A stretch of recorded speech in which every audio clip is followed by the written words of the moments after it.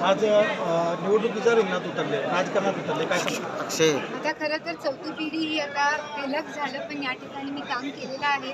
विधानसभापासनं माझं काम हे चालूच आहे. मी सगळीकडं म्हणजे खुर्ची टाकण्यापासनं सगळी आता काहीही असू दे, मी नेहमी लोकांसाठी असते आणि आज लोकांकडनं हे आलेलं आहे की आम्हाला या ठिकाणी निधी हवे आहेत आणि म्हणून आज त्या व्यतिरिक्त आज लोकांसाठी मला या ठिकाणी जास्तीत जास्त काम करायचं. आम्ही सुरुवातीला तुम्हाला पाहिलं होतं की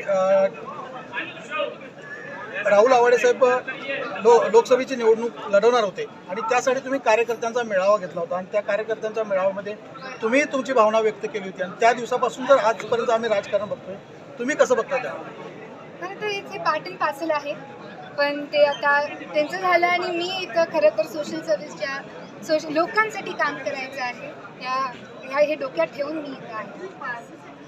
असं कळतंय की तुमच्या निवडणुकीच्या विरोधात तुमच्याच कार्यकर्त्याला उभं केलेलं आहे, त्याकडे तुम्ही कसं बघता?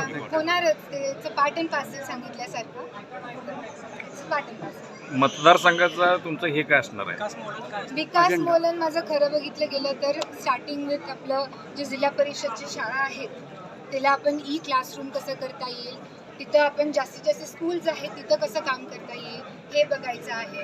अण्णांनी राहुल साहेबांनी जी कामं केलेत तिथं त्या भागात त्याला अजून अपग्रेड कसं करता येईल हे बघायचं आहे. त्यानंतर आपली जी हॉस्पिटलची कामं आहेत हे पण आपण जास्तीत जास्त एन्हान्स कसं करता येईल हेही बघायचं आहे.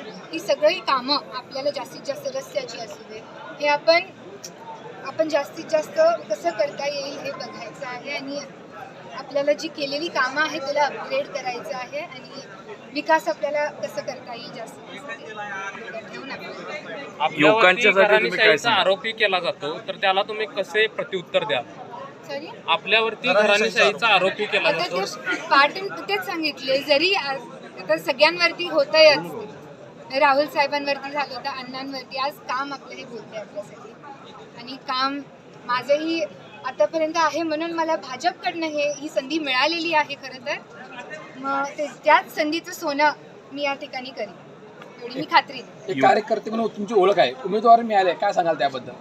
मी खरं तर खूप मला माहिती नव्हतं आणि कार्यकर्ता म्हणून मी या ठिकाणी काम केलेली आहे आणि खरं तर 7 तारखेला माझं लग्न होतं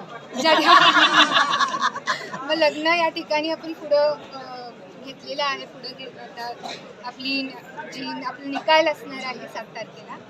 मग या हिशोबाने आपण काम कोणाला काय प्रश्न? युवकांच्यासाठी काय सांगाल? आता युवकांसाठी, महिलांसाठी आता कित्येक गोष्टी आहेत, कित्येक योजना आहेत जे कधी कधी आपल्यापर्यंत पोचत नाही.